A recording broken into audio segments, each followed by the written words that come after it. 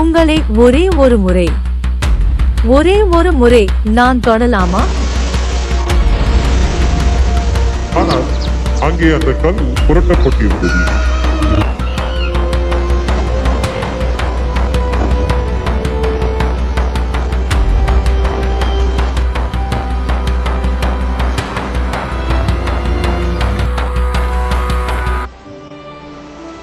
Martha, we will reach the south side in 2 days.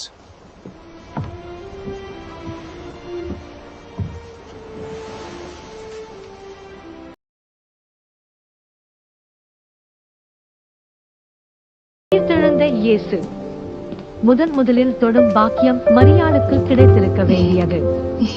ஆனால் இயேசு ஏன் அவரை தடுத்தார்? ஏன் இயேசு மரியாளை தொட அனுமதிக்கவில்லை? அந்த ஒரு வார்த்தைக்கு பின்னால் 2000 ஆண்டுகால ரகசியம் ஒன்று ஒளிந்திருக்கிறது. உலகமே முடிந்துவிட்டது என்று நினைத்தவளுக்கு முன்னால் அவள் எதை தொட நினைத்தாள்? எதற்காக அவள் தடுத்தார்? இதற்கெல்லாம் பதில் இப்பொழுது புரியாது. மரணத்தின் நிழல் இன்னும் அந்த பூமியை விட்டு விலகவில்லை.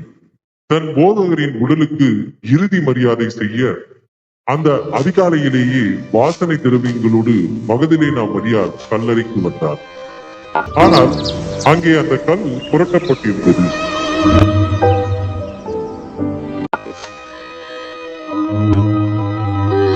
அதிர்ச்சியில் மகதலேனா மரியாளின் கைகள் நடுங்கின. அவள் கொண்டு வந்த வாசனை திரவிய ஜாடி கை தவறி கீழே விழுந்து உடைந்தது.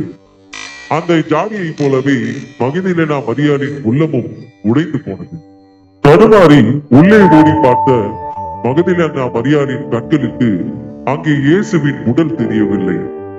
அவர் மீது போட்டப்பட்டிருந்த அந்த துணிகள் மட்டுமே அங்கே வெறுமையாக கிடந்தன. ஐயோ, என் ஆண்டவரை யாரோ திருடி கொண்டு போய்விட்டார்களே என்ற அச்சம் மகதலேனா மரியாளின் ஆன்மாவை உலுக்கியது. யாருக்காக தன் வாழ்க்கையே அர்ப்பணித்தாலோ அந்த தெய்வத்தின் உடல் கூட தனக்கு கிடைக்கவில்லையே என்ற இயக்கத்தில் மகதலேனா மரியாள் அழுது கரைந்தாள். அந்த அமைதியான அதிகாலையில் மகதலேனா மரியாளின் அழுகுரல் மட்டும் அங்கே எதிரொலித்தது. அந்த பெருந்துயரத்தின் நடுவில் தான் ஒரு அதிசயம் நிகழப்போகிறது என்று மகதலேனா மரியாள் அன்று அறிந்திருக்கவில்லை. மகளே, ஏன் அழுகிறாய்? யாரை தேடுகிறாய்? என் ஆண்டவர் உடல் எங்கே போனதென்று தெரியவில்லையே. அவருக்கு பணிவிடை செய்யத்தான் அதிகாலையில் ஓடி வந்தேன். ஆனால் அவர் உடலை காணவில்லையே. என்னால் என்ன செய்வதென்றே தெரியவில்லை. துக்கம் என் நெஞ்சை அடைக்கிறது. என் கண்கள் இருக்கின்றது. மரியாளே, ரபூனி,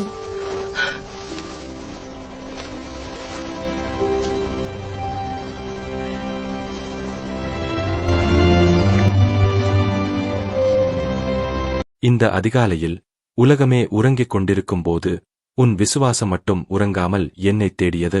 அதனால்தான் என் சீடர்களிலேயே மிகவும் அன்பிற்குரியவளான உனக்கு என் உயிர்த்தெழுந்த கோலத்தை முதலில் காட்டியிருக்கிறேன். உங்க உடலையாவது கடைசியா ஒரு முறை பார்த்துடலாம்னு தான் ஓடி வந்தேன். ஆனா இப்போ நீங்களே என் முன்னாடி உயிரோட நிக்கிறீங்க. எனக்கு இது கனவா இல்ல நிஜமானே தெரியலே. நீங்க இல்லாம இந்த உலகமே எனக்கு பாழா தெரிஞ்சது. யாருக்காகவும் இல்லாம உங்களுக்காக மட்டும் துடிச்ச இந்த இதயத்தை உங்களை பார்த்த இந்த ஒரு நிமிடம் போதும் என் ஜன்மமே சாப விமோசனம் அடைஞ்சிடுச்சு. மரியாளே, கலங்காதே. நீங்கள் அனைவரும் என் மீது வைத்திருக்கும் அந்த மாறாத அன்பு இருக்கிறதே, அதற்காகத்தான் உங்களுக்காகவே நான் சிலுவையில் மரித்தேன். என் மரணமும் என் உயிர்த்தெழுதலும் உலகத்தில் உள்ள ஒவ்வொரு ஆன்மாவிற்கும் சொந்தமானது. ரபோனி, உங்களை இப்படி உயிருடன் பார்ப்பேன் என்று என் கனவிலும் நினைக்கவில்லை. என் உயிர் பிரிந்து போய் மீண்டும் என்னிடம் வந்திருக்கிறது.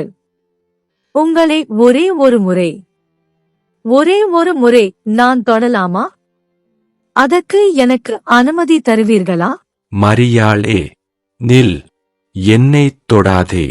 நான் இன்னும் என் தந்தை எனப்படும் அந்த பரம்பொருளிடம் போகவில்லை. நான் இப்போது மரணத்தை வென்ற மகிமையின் வடிவம். நான் ஆவியாக உயிர்த்திருப்பதால் இனி உலகத்தின் கடைசி எல்லை வரை வாழும் ஒவ்வொரு ஆன்மாவின் இதயத்தையும் என்னால் தொட முடியும். மரியாளே, இப்போதே புறப்படு. நான் உயிர்த்தெழுந்து விட்டேன் என்ற உண்மையை உலகுக்குச் சொல். என் வார்த்தையை உலகிற்குத் தருவதே எனக்கு நீ செய்யும் மிகப்பெரிய அன்பு.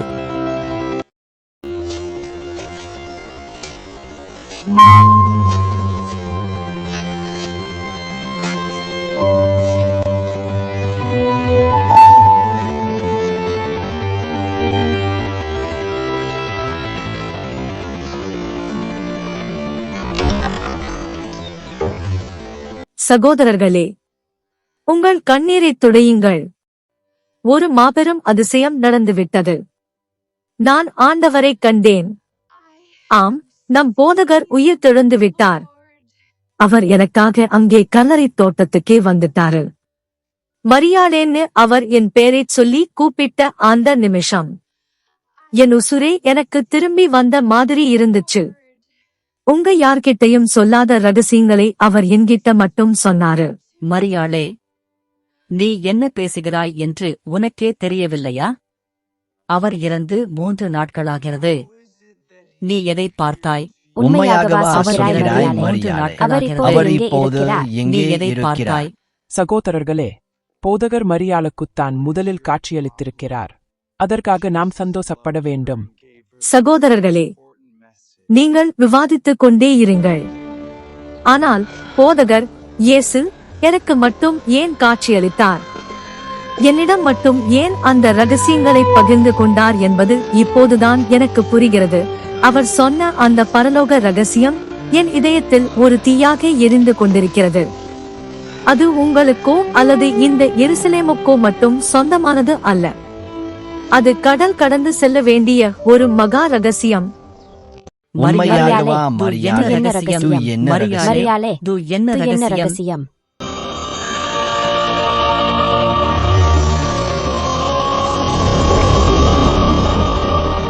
அந்த ரகசியம் என்னன்னு மரியாள் சொல்லவே இல்லையே. நிஜமாவே இயேசு அவங்க கிட்ட மட்டும் அப்படி என்னதான் ரகசியத்தை சொன்னார்? ஓ, உனக்கும் அந்த ரகசியத்தை தெரிஞ்சுக்கணுமா? அதை இப்பவே சொன்னா உனக்கு புரியாது மகளே. ஏன்னா அந்த ரகசியம் எருசலேம்ல இல்ல, இது பிரான்ஸ் நாட்டு மலை குகைக்குள்ள ஒளிஞ்சிருக்கு.